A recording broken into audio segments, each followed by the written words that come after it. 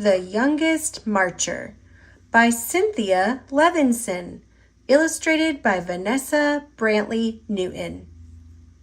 The story of Audrey Faye Hendricks, a young civil rights activist. Whenever Mike flew into town, Audrey and her mama cooked barbecued ribs, stewed greens, sweet potato souffle, and Audrey's favorite, hot rolls baptized in butter. Other folks knew Mike as Martin or Dr. King. The Hendrickses used his nickname. They did the same with other ministers too, like Fred Shuttlesworth and Jim Bevel. After Mike blessed the feast, Mama expected Audrey to keep still during supper. But when grown-ups talked about wiping out the segregation laws that kept black and white people apart in Birmingham, she just had to speak up. Audrey intended to go places and do things like anybody else. I want to eat my ice cream inside Newberry's. I want to sit downstairs at the Alabama. I don't want hand-me-down school books. But stools at the counter, plush movie theater seats, books so fresh they'd crackle when you open them, those were for white children. Hush, hissed Mama.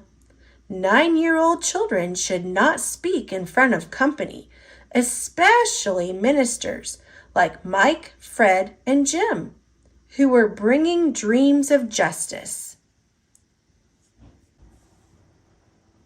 Audrey knew all about segregation. She knew to pay the driver at the front of the bus, then step off and walk around to the back door. Drink from the fountain with the dirty bowl and warm water. Use the freight elevator at department stores downtown. Front row seats, cool water, elevators with white-gloved operators. Laws said those were for white folks. Every Monday night, Audrey and her mama and daddy and her aunts, uncles, and cousins joined neighbors and friends at Fred's church for worship, fellowship, and testimony. She sang and swayed along with the movement choir, her voice spirited and spiritual. Black and white together, we shall overcome. For once, she didn't have to keep still. Then came testimonies. White store owners won't hire me. Ku Kluxers chased me. Policemen called me names. The hateful stories made Audrey squirm. She tried to tell her mama, "That's not right." Shh! How could Mama expect her to hush? She had to make things right. But what could she do? When Mike visited Fred's church, thousands of people crowded around her to hear him preach. In a voice as taut as steel cables, as smooth as glass, he intoned, "Segregation is morally wrong and sinful. That's true." Fired up, Audrey sat taller. "An unjust law is no law at all," he proclaimed. Audrey had listened to Mike explain his plan at her supper table and knew what he meant. If a law is unjust, disobey it. Sit down inside Newberry's, picket those white stores, march to protest those unfair laws. Why, even marching was against the law. Then get arrested. Fill the jails, Mike exclaimed. Fill Birmingham's jails so full that policemen can't squeeze in one more person. Pack cells so tight that police will have to quit arresting people for demanding their rights. Audrey just knew Mike's plan would work.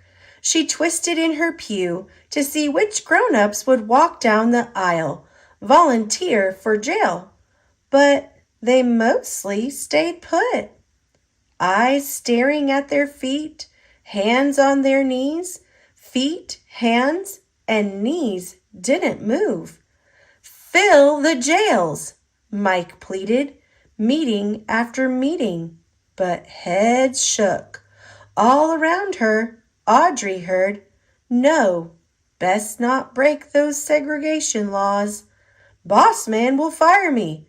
Landlord will evict me. Policemen will beat me."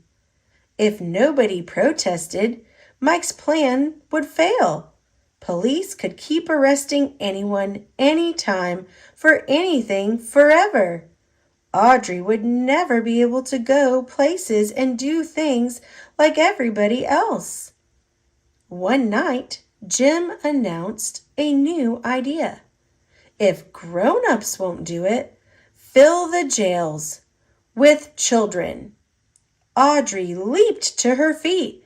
"I want to go to jail," she declared. Mama looked deep and saw that Audrey's eyes begged, "Please." "Okay," Mama said. Audrey strutted down the aisle. She was going to jail.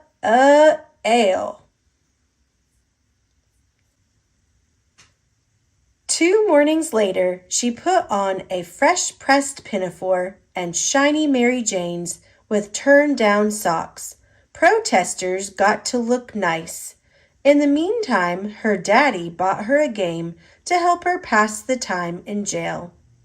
Her mama and daddy took her by Center Street Elementary to tell her teacher she'd be absent, maybe for a whole week. Miss Wills wrapped her arms around her. Audrey knew she was proud of her. She said goodbye to her grandparents. "You'll be fine," her grandmother said. She knew Audrey would be brave. So did Audrey. Then her mama and daddy drove her to 16th Street Baptist Church, where the children were gathering. Even before she reached the door, Audrey heard loud voices chanting freedom songs. Inside, hundreds of big kids called out to friends and crowded around signs for their high schools. Parker, Carver. Her head swiveled. Where was the sign for Center Street Elementary?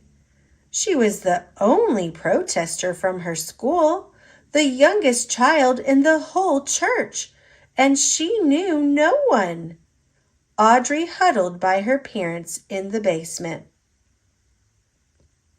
But when Jim lined her up with the others 2 by 2 and the door swung open, Audrey straightened up. She was going to break a law and go to jail to help make things right. Clutching a protest sign in one hand and her game in the other, Audrey marched out the door.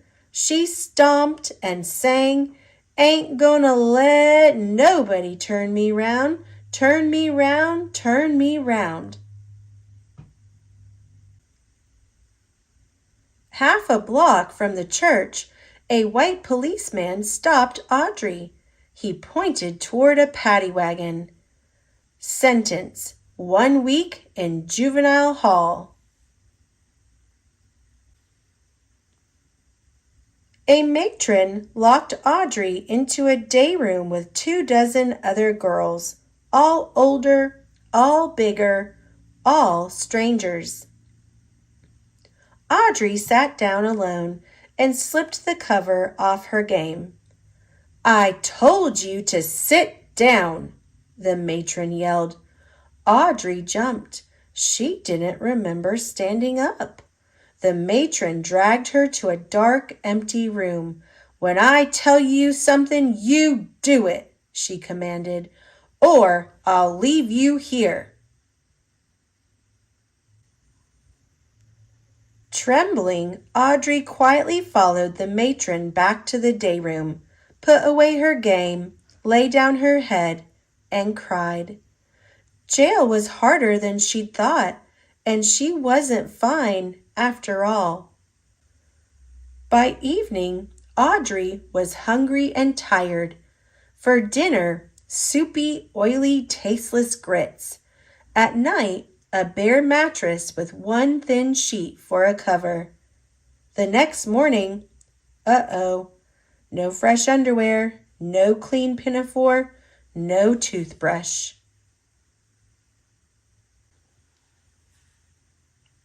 Audrey and her cellmates were let outdoors into an empty concrete pen surrounded by high prison walls. The older girls talked together. Audrey wondered what her classmates were doing. Miss Wills would be keeping them busy. On another day, Audrey was sent to a huge room and told to sit in a chair that was so high her feet dangled above the floor. 4 white men glared at her. She never talked to a white man before. "Are you against America?" one demanded to know. "No, sir," she answered politely. "What do you talk about at those meetings?" another asked. "Our freedom." "Why did you march?" "To go places and do things like anybody else." What was wrong with that?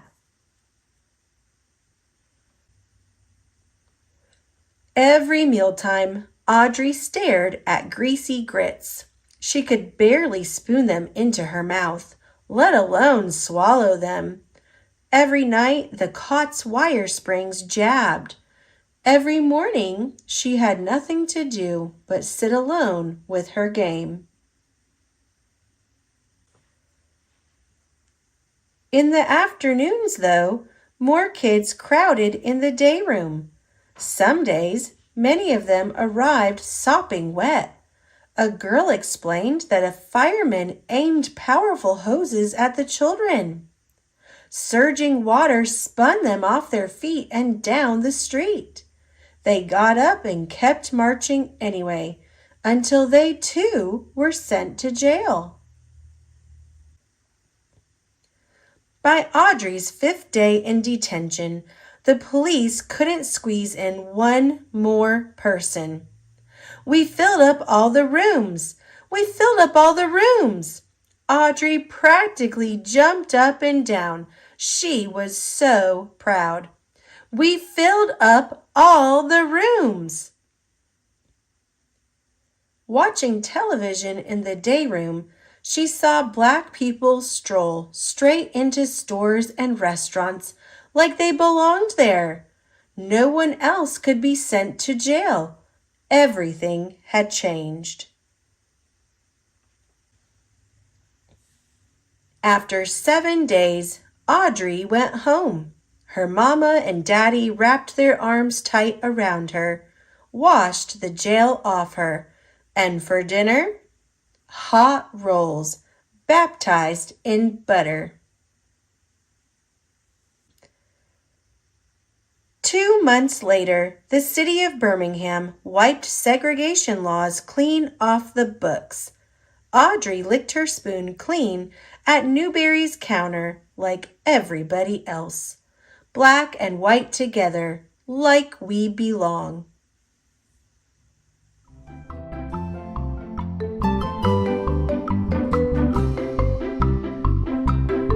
Thanks for watching. Click subscribe. See you later, alligator.